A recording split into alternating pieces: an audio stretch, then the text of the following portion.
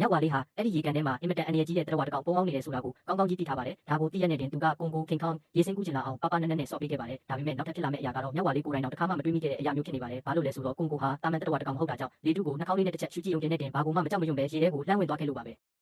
မြောက်ဝါလေးကတော့ကန်းဆက်မှာရက်ပြီးသူရင်ခုန်တုံလုံးနေတာကိုဖုံးကွယ်ဖို့အတွက်ရေတောက်ချင်အောင်ဆောင်နေပါတယ်အဲ့ဒီအချိန်မှာပဲငင်းတက်နေတဲ့ရေကန်ကြီးကရုတ်တရက်လွတ်ခတ်သွားပါတယ်ကြောက်စရာကောင်းတဲ့ရေနေတရဝါကြီးတစ်ကောင်ကသူ့စီကိုအရှင်ဟုန်နဲ့ဥတီလာနေတာပါကွန်ကိုလည်းတခုခုမားနေပြီဆိုတာကိုရေးမိလိုက်တဲ့အဲ့ဒီအချိန်မှာပဲရေအောက်လက်ပိုင်းထဲကနေထွားကျိုင်းလာတဲ့ငါးကြီးတစ်ကောင်ဘွားခနဲ့ပေါ်ထွက်လာပါတယ်စက္ကန့်ပိုင်းလောက်အတွင်းမှာပဲကွန်ကိုတောင်မှတစ်ချက်လန့်သွားခဲ့ပါတယ်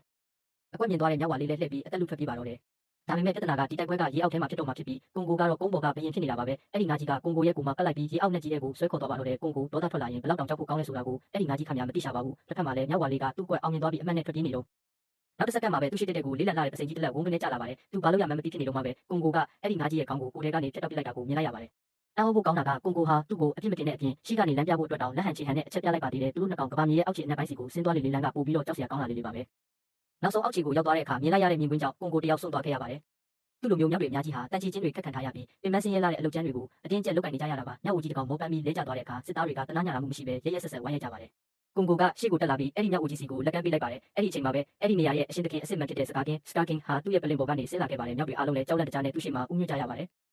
စကားကင်းကတိုက်ရိုက်ကြီးဝင်မတိုက်သေးပါဘူးအရင်ဆုံးကွန်ကိုရဲ့တံမဏိလိုမာကြောတဲ့သွားတွေကိုကြည့်ပြီးကွန်ကိုအားနေတဲ့ကောင်လို့တတ်မှတ်တဲ့ပုံစံမျိုးနဲ့တောင်ပြောင်ရဲမောလိုက်ပါတယ်ပြီးတော့သူကမြောက်ဝါလေးကိုရိုက်ဖို့လုပ်တဲ့အခါမြောက်ဝကြီးကကြားကဝင်ခံပြီးကဲတင်လိုက်ပါတယ်အားလုံးကတော့ကိစ္စကဒီတင်ပြီးသွားပြီလို့ထင်နေကြတာပါ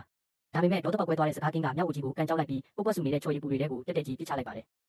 ဒါဟာသူလုံးမိသမျှထဲမှာအကြီးမားဆုံးအမှားပါပဲဒီလိုရက်ကကွန်ကိုရဲ့တိခတ်နိုင်စွမ်းကိုလဲချိုးလိုက်တယ်လို့ဖြစ်သွားပြီးဒေါသတွေကြီးကျယ်ပောက်ကွဲထွက်လာပါတော့တယ်အဲ့ဒီလိုဆိုပေမဲ့လည်းစကားကင်းကနောက်ဆုတ်ဖို့အစီအစဉ်မရှိပါဘူးသူကသူ့ရဲ့မော်ကြိုးကြီးကိုလွှဲရမ်းပြီးတိုက်ခိုက်ပါတော့တဲ့အချက်တိုင်းမှာကွန်ကိုရဲ့ခွန်အားတွေကစပြီးဆုပ်ယုပ်လာခဲ့ပါတယ်